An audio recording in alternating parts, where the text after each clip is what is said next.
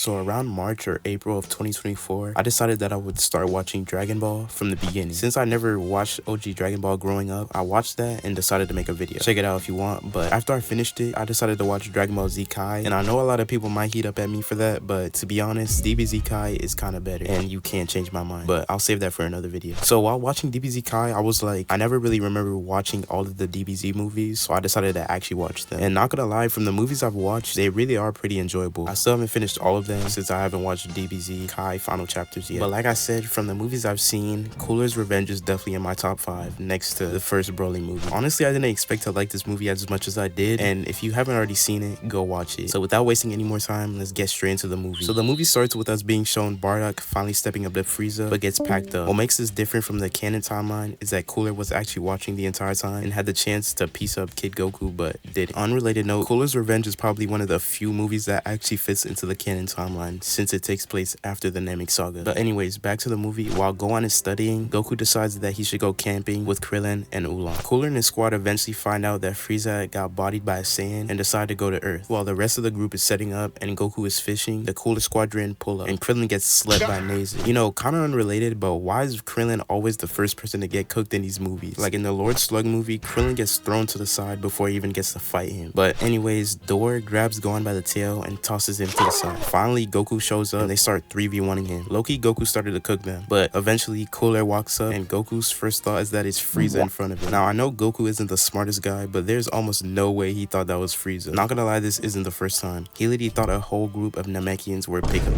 But anyways, Gohan starts flying over to Goku and Cooler straight up shoots his eye beam at him. Goku protects him, but he gets shot in the back. They barely make it out and end up in a cave. Gohan starts hearing something and we see that Cooler's squadron are just shooting straight ki blasts at the entire area and literally turn it into a wasteland. Cooler knows that Goku is still alive and tells his team to look everywhere for him. Gohan and Icarus go to Kami's lookout for sensu beans. While on their way back, Cooler's squadron find where they are and Salza shoots Icarus. As Gohan holds up Icarus, Dor comes in and kicks Gohan, and from then on they start dragging Gohan. Piccolo shows up and shoots Dor in the back with a ki blast. Now look at Piccolo, he really is an ore farmer. Piccolo tricks Dor into punching his cape and he reappears and hits Dor in the top of his head. Nazer pulls up next and Piccolo starts weaving everything. He shoots a ki blast that tracks Dor, and since he can't hold it back, he gets bodied. While Piccolo starts boxing Salza, Nazer low-key sneaks in, but Piccolo grabs Nazer and he gets burned up. Piccolo and Salza start fighting and Cooler sneaks him like Cell did with Trunks. Gohan finally gets back to Goku, Krillin, and Oolong, but Salza destroys the bag of sensu beans he had. Krillin and Salza start boxing. Gohan remembers that he has a sensu bean in his waistband and he gives Goku the sensu bean. After Krillin gets cooked by Salza, Gohan steps to Salza, but he weaves him, kicks him in the gut, and then kicks him to the side. Goku finally comes out of the cave and Salza tries reading his power level, but his scouter breaks. He starts walking up to Cooler, who's holding Piccolo. Cooler drops Piccolo, and right when Goku's about to catch him, he shoots a ki blast at Piccolo. But before I keep going, why was Piccolo posted up like Gojo? But anyways, look at Salza trying to sneak Goku. Goku straight up ate that punch and he wasn't even focused on Salza at all. Goku charges up and Salza gets thrown to the side. He flies to Cooler and gets a hit on it, and Loki was pressing him for a bit until Cooler decided to lock in and transforms into his final form. Goku goes Kaioken and Cooler predicts every one of his attacks. Goku shoots a Kamehameha and Cooler straight up flies directly through it. Then Cooler starts aura farming as he starts destroying the land. And now we're on to the best part of the movie. Goku finally goes Super Saiyan and heals an injured bird he was holding. And look at this man posted up. Y'all can't tell me he ain't clean. And before Cooler gets to attack him, Goku grabs his arm. Goku tries to talk some sense into Cooler, but he's not trying to hear it at all. Cooler shoots a beam at Goku and he straight up tanks it. He decides to throw a supernova and Goku tries to hold it back, and right before it lands, Goku tosses it back with a Kamehameha and sends Cooler into the sun. Before he gets burned up, he remembers that it was his fault Goku's still alive. He really hold himself. Salza pops up out of nowhere and Piccolo gets him out of there real quick. Before the movie ends, we get to see Piccolo and look at him trying to be clean. Not gonna lie, he doesn't miss with these poses though. But that's basically it for Cooler's Revenge. Like I said earlier in the video, this really is one of my favorite DBZ movies, and even though it might not be the best one for some people, it really has some of the best moments, especially in the end of the movie. Let me know in the comments what your favorite DBZ movie is, and if you want to see me do other DBZ or anime movies in general, and I'll catch you guys next time.